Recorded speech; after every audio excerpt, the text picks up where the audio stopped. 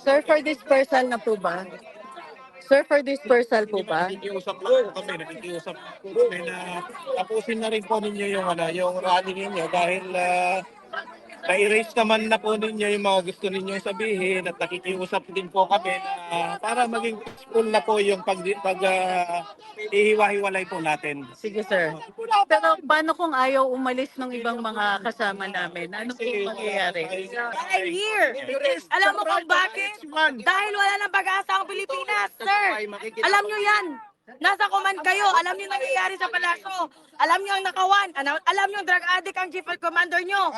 Kaya kami nandito. Hindi kami nagrarally-rally lang.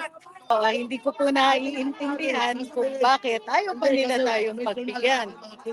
Isang issue po na nire-raise dito ay bakit ang bilis ng protekta kapag dito sa mga gated communities ng mga mayayaman. Nagiging issue po sa nagiging class issue na rin po ang usapan dito. Para sa mga anak natin, sa kinabukasan ng bayan, para sa mga apo natin at sa kanilang mga apo, ipinaglalaban natin at itigil ng katiwalian na ito. Time to take back our country. Akala naman yata ng mga nakaupo sa pwesto may forever. Wala pong ganon. Natatapos ang termino. At minsan natatapos yan nang wala sa oras. Akala ninyo hindi magagalit ang mga tao? Akala ninyo walang hangganan ng pasensya ng Pilipino? 3 taon yung pinabayaan ng bayan natin. 3 taon ninyong inoppress ang mga Duterte. Akala nyo wala, okay lang that we will take it? We are not taking it. We are protesting. Akala ninyo walang mangyayari dito. That's where we're going to prevail. It may not be today, it may not be tomorrow, but we are going to win.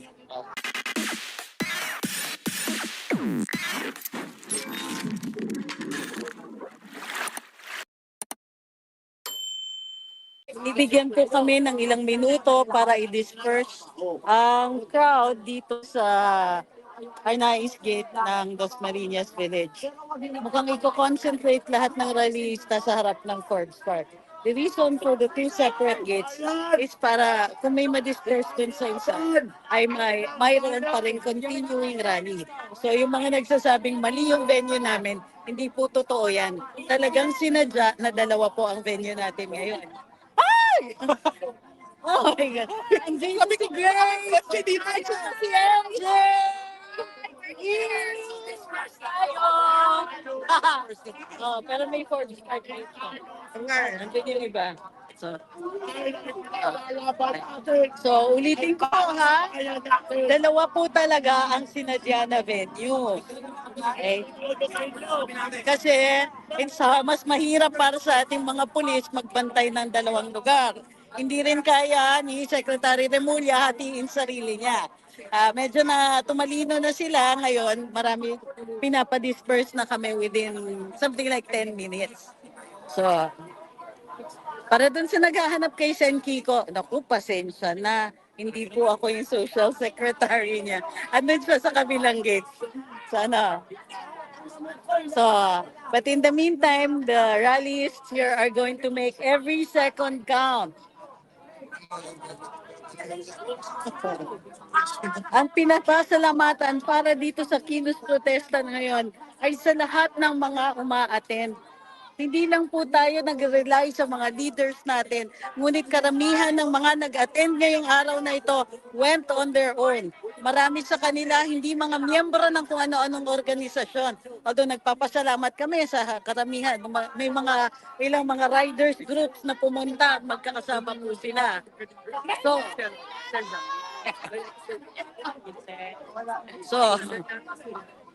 bigyan po natin ng nararapat na credit or kumbaga pasasalamat yung ating mga kababayan who have come here at pinaparamdam sa mga otoridad at sa mga kababayan natin na mayayaman naman at posibleng hindi masyadong naaapektuhan ng issue na ito.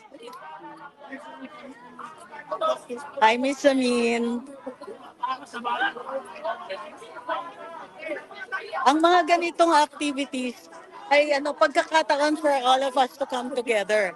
Pero yung mga mga walang katuturan na mga kritisismo diyan, yung mga armchair rallies sa mga nandyan, wala po kayong K na na magdirekta ng ating mga aksyon kung wala kayo dito.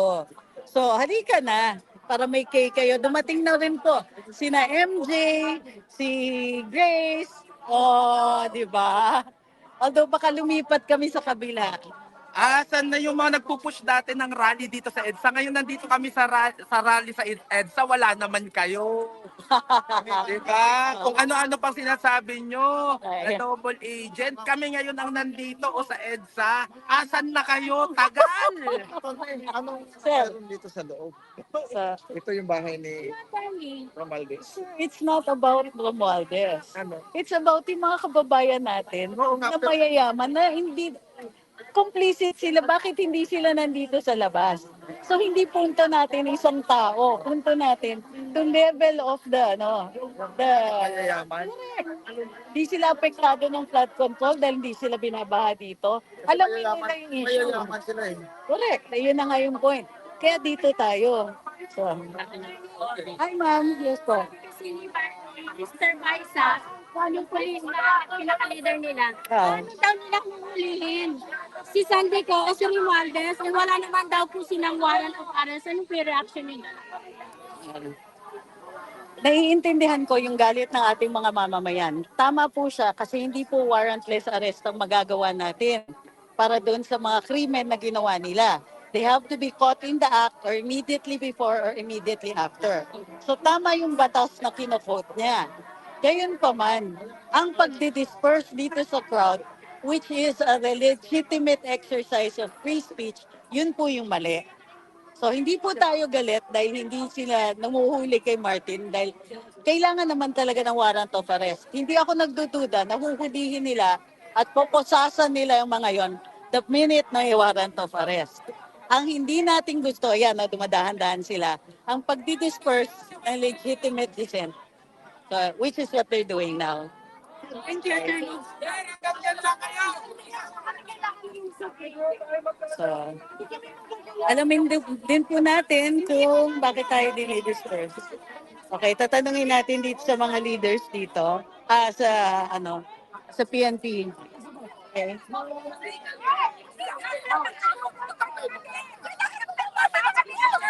Dali lang yan. Sir, for dispersal na po ba? Sir, for dispersal po ba? Nakikiusap po kami na tapusin na rin po ninyo yung rally ninyo dahil na-erase naman na po ninyo yung mga gusto ninyong sabihin at nakikiusap din po kami na para maging peaceful na po yung ihiwa-hiwalay po natin. Sige, sir. Pero paano kung ayaw umalis ng ibang mga kasama namin? Ano po mangyayari? Yan nga, sabi ko, wala pong permit yung rally dito at hindi po ito freedom park gaya na sabi po kanina ng crowdfunders po natin. So, pakiusap din po namin, ma'am, na Ayoko mapahamak ka. Ano na rin po tayo, ma'am. Pero sir, Besides, sabi sa marirealize na mamay malina. Ako ni marirealize. ay, Marirealize na malina.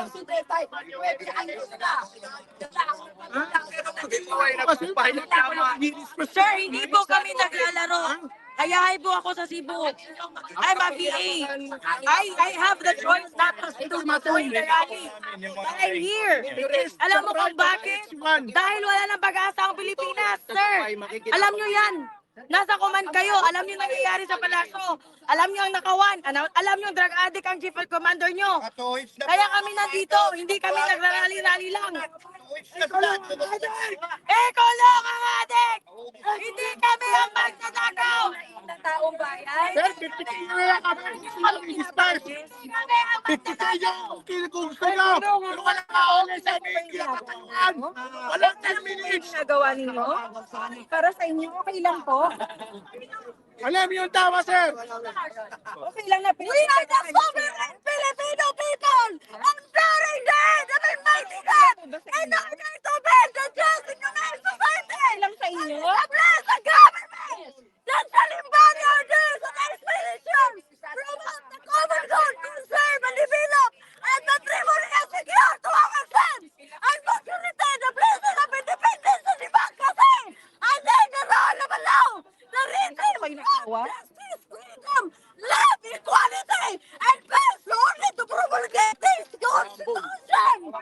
Hindi nila alam eh.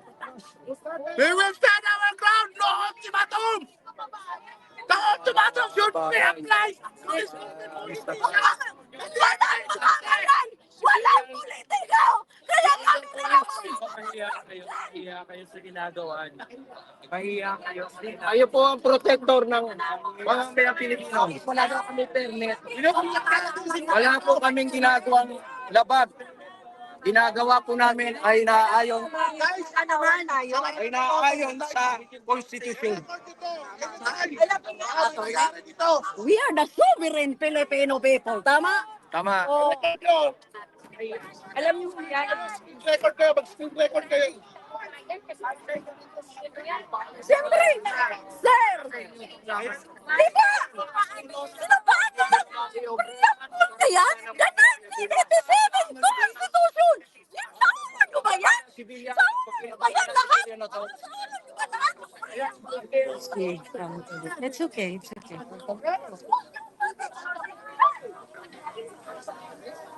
Alright, attorney. It's called the diminishing democratic space. Yes po. Sinasabi nila attorney kasi wala daw tayo sa Freedom Park. Yun nga, naghahanap po sila ng naghahanap ng dahilan. Hindi lang ng dahilan. Una, naghahanap sila ng leader. Wala po kaming leader dito. Paano ba yan? Wala eh. So dahan-dahan na po kaming dinidisperse dito.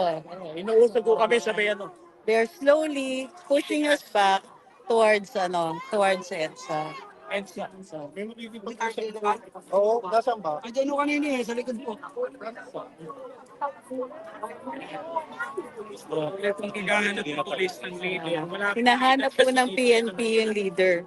Pero ito nga yung maganda sa mga ganitong klaseng kilos protesta. Kapag walang obvious leaders. Kasi nga,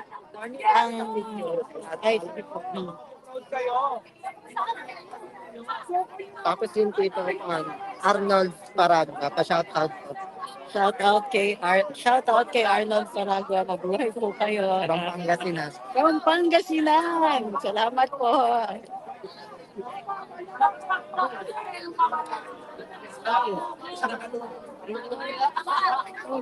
Sabi ni Robert Lahera, takot kayo sa pulis? Actually, hindi. Kanina pa kami nakaharap sa pulis.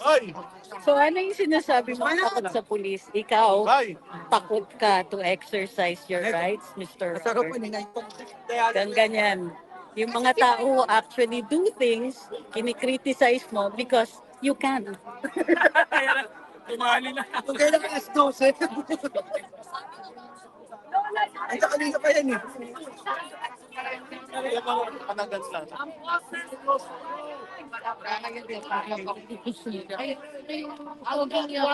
Hoy, parang kilala ko yun ah. Pagpunta ako dito para puntahan si Sexy Joey. Sabi niya sexy na daw siya. Asan niya? Si Joey. Joey, asan ka na? Sexy ka na daw. Asa na si Joey? Nagsusunod. Joey. Nasa kotse. Nagsusunod. Nagsa-charge sa kotse. Richard. Ayun. Yung inaaway ni Coco. Ayun eh. Kaya namin magsakripisyo para sa bayan. Nagkita na po kami ni Miss MJ. Thank you po. Kasama na po kami. Dito rin si Boss Dada. Ako naging pangulo. Kuha ko ng mga profesional ng mga polis. O talaga, Ma'am Joy? Ito yung mga panahon na ang hirap talaga ng trabaho ng ating mga pulis. Totoo to. Dinidisperse nila tayo at nasa karapatan naman natin na magsalita, magpahayag at magpulong-pulong ng mapayapa para to address ang mga problema, ang mga issue natin sa gobyerno at sa ating bayan. So, hindi ko po naiintindihan kung bakit ayaw pa nila tayong pagbigyan. Isang issue po na nire-raise dito ay bakit ang bilis ng pagprotekta kapag dito sa mga gated communities ng mga mayayaman. Nagiging issue po sa nagiging class issue na rin po ang usapan dito. Kanina pa kami, doon pa sa Oo, doon pa nga kayo sa Yung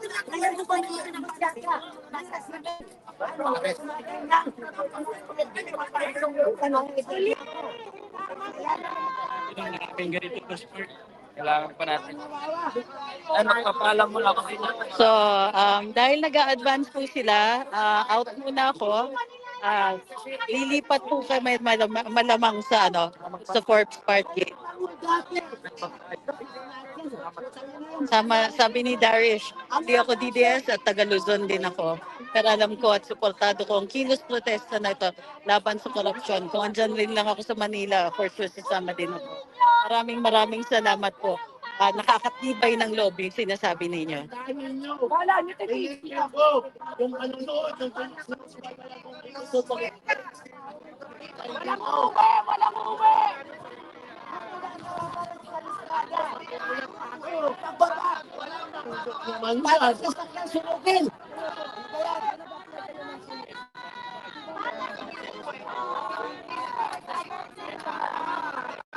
So muli, hindi rin titigil ang chanting ng Martin Magnanakaw at Marcos Magnanakaw.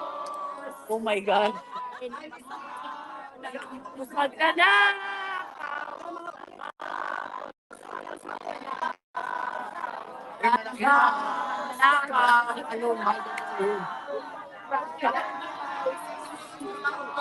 Muli, para doon sa mga nanonood sa atin, ito ay mapayapang kilos protesta pagtitipon at pagpapakita ng matinding galit sa mga katiwalian natin sa mga katiwalian sa ating bayan, sa bayan natin. Hindi po pwedeng tatahimik lang tayo tungkol dito. Hindi po rin pwede na papabayaan natin ito. Kung kinakaya ng ilang mga mamamayan natin na hayaan lang ang ganito, unang-una hindi tayo matututo. Pangalawa, tuloy-tuloy tayong gagaguhin itong mga ito. So, para sa mga anak natin, sa kinabukasan ng bayan, para sa mga apo natin, at sa kanilang mga apo, ipinaglalaban natin at itigil ng katiwalian na ito. Time to take back our country. Akala naman yata ng mga nakaupo sa pwesto, may forever. Wala pong ganon. Natatapos ang termino. At minsan, natatapos yan nang wala sa oras. So, nakikiusap kami. Itong rally na ito ay isang form ng pakiusap. Pakiusap yan, ha? Ito po ay paraan para maayos natin ang bayan.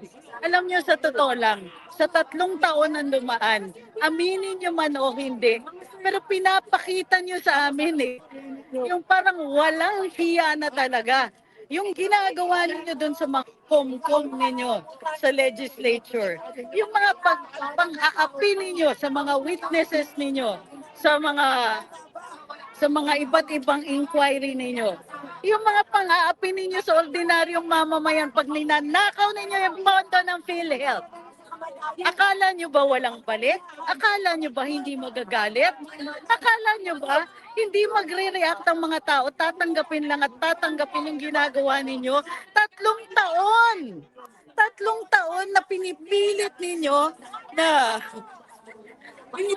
ninyo yung mga tao na tanggapin ang naratiba ninyo, na ang galing-galing ninyo, ang tatalino, oo, ang galing, ang daming perang nawala. Hindi namin nakakalimutan yung 800 billion na ayuda. 800 billion na ayuda na hindi pumunta sa kahit anong infrastructure projects, sa kahit anong serbisyo, sa kahit anong healthcare, sa kahit anong education. 1 taon lang yon, 800 billion ang ninakaw. May 2024, may 2025, may 2023. Sino kayo para kakalain ninyong tuloy-tuloy yan?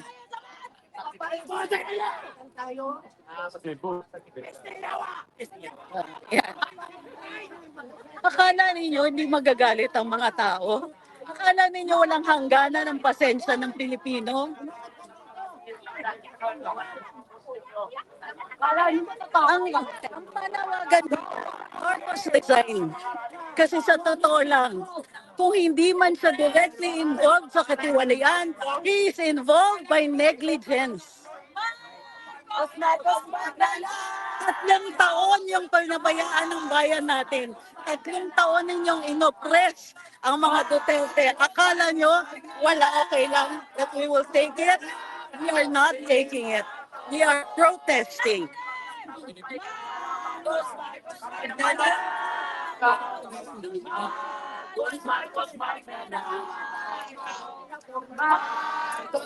It's going to be a slow dispersal po. Muli na magdala. Muli na magdala.